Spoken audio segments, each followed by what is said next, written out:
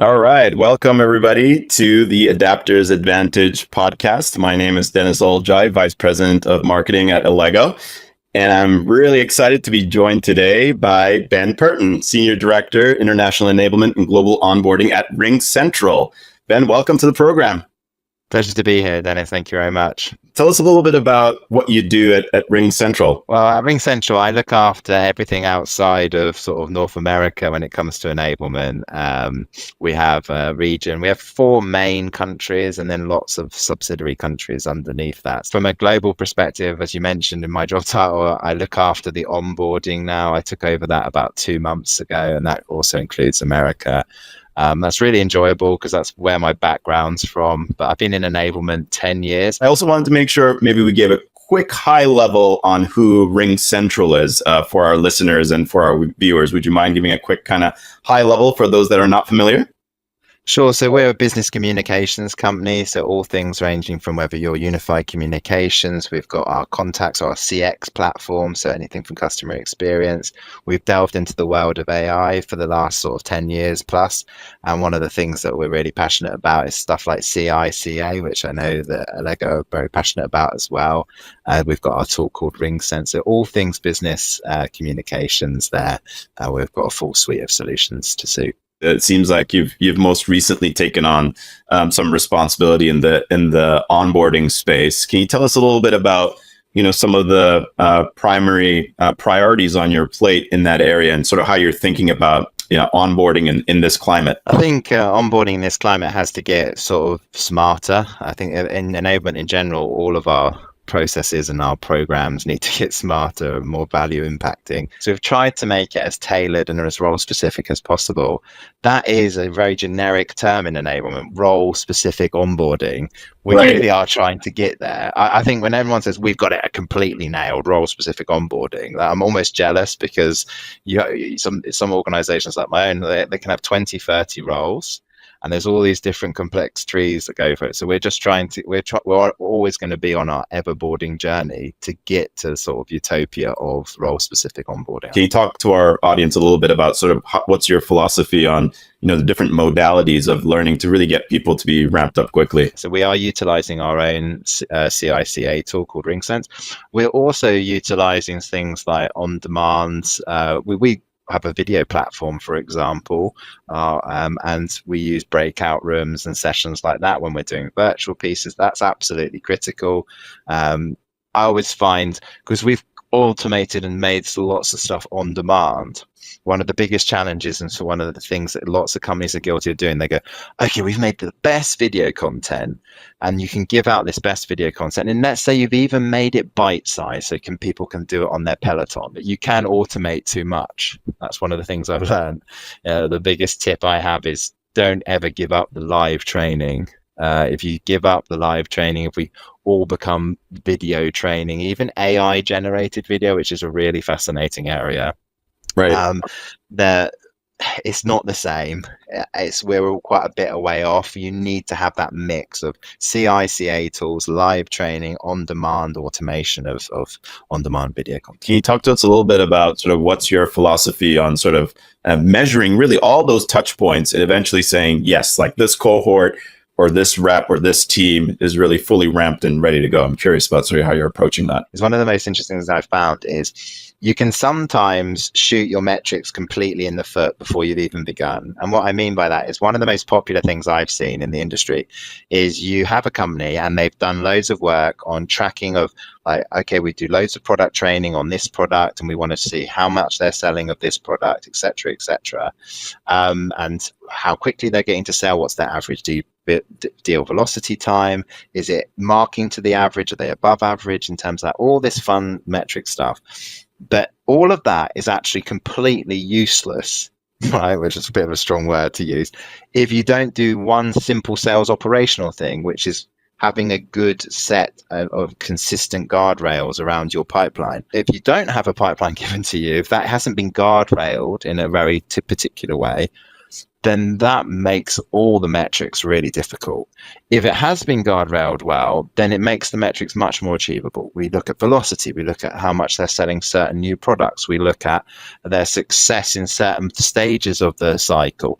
We also look at CI and CA to see if they're saying the right things. We will test them with role plays, with pitching and automation of that when it comes to our LMS system, and a lot more. So we can do all of that. That's great. Relatively easy, not that easy to do all of that and build that well. Right. But one of the biggest things I hate to see is if you've got a world-class enabler doing a great job, building the correct things with all the Lego bricks, but without the Lego base to put all the bricks on, it's really problematic then. And that starts with your relationship with sales operations and with the wider business and with the sales leadership as well. I want to sort of shift the conversation to a little bit more about, your tenured reps and sort of how do you build continual confidence and continual learning, and really confidence in them being able to either, get acquainted with new solutions or align to new business priorities. So we've now done this project where we've trained our reps to do something simple like a few demos at an early stage, what questions to ask, how to introduce it. We've got supporting content with that. Sounds quite simple, not the easiest thing to certify loads of sales reps to do sort of a bit of an SE's job, but really, really powerful because the metrics that enablement can show are very trackable.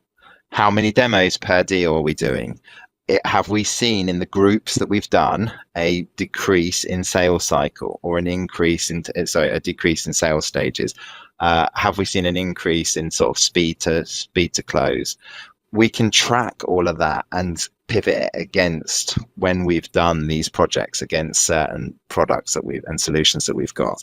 You need to be able to show not only like quantifiable enablement, but value and impact and call to action based enablement that you can show to anyone who asks. Finance leader, sales leader, CEO, if it got to that, you need to be able to do that. And that is the secret sauce for enablers at the moment in 2024. You're an enablement leader. If you're reactive, if you don't run to the fire, if you don't show the impact of what you're doing, then unfortunately companies will say, okay, could I get 2 or 3 employees for the price of that one senior enabler, and who are very AI savvy, and because they're going to be reactive. So I'm going to say, do this. I need a product. I need a battle card. I need this. I need that. I need a bit of training on that. If they're going to be doing stuff like that from the CRO or from the head of whoever looks after enablement, you're in trouble. If you can't justify, if you think that 2 people with AI could do a better job than you and would add more value than you, then you need to look at how you're sort of actioning your enablement. How did you identify, or how do you identify these kind of key initiatives that, prove value to the business? Sort of what made you pick that, and what sorts of feedback mechanisms or analytics do you have in place to help you sort of pinpoint these proactively? We do a task where we basically get reps to present their pipeline. Very simple, but a lot of people do it. QAMs, QBRs, whatever they call it.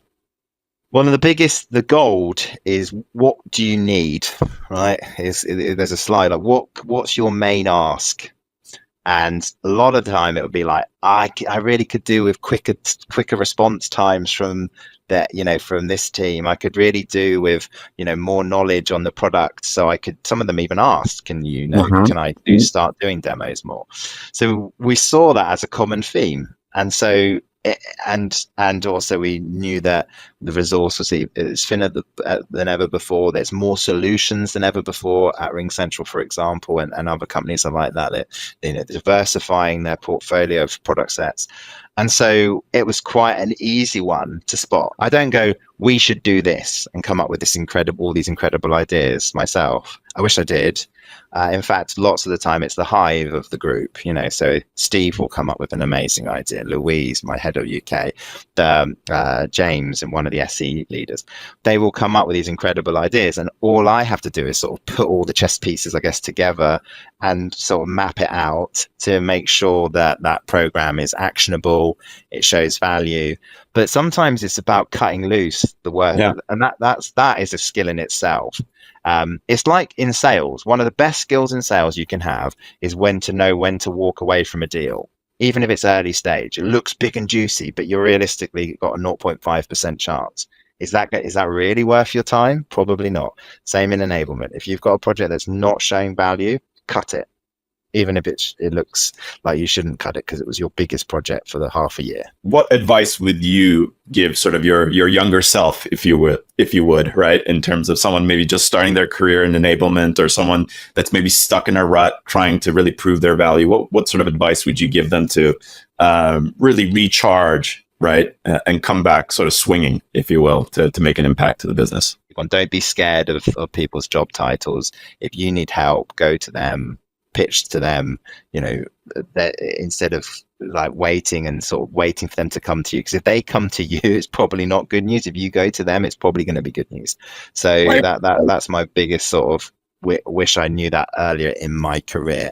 Use your network. If I have a project that I want to get off the ground and I go to my leader and my leader goes, you know what, I don't think this is going to work, sorry, and you're like, well, I actually really believe in this project. The best thing you could do is to go to your network and go, oh, hi, X person. Let's call them Dave. Hi, Dave. I saw you speak. I really liked what you did. I'm struggling to get that project signed off internally. Would you mind coming on a call with my CRO or with my head of sales, head of international, to talk about what you've done at X company? If you can get that, you can get nearly any you get great projects from networking. You can get great ideas to borrow, and then you can also get them to help you adopt it. Do not be reactive in the 2024 environment. That is, I want enablement to grow. Gartner and everyone are telling us we're going to grow as a function. I 100% believe that. But if you're in a senior level enablement role, you have to show the impact and value, and you have to run to the fire.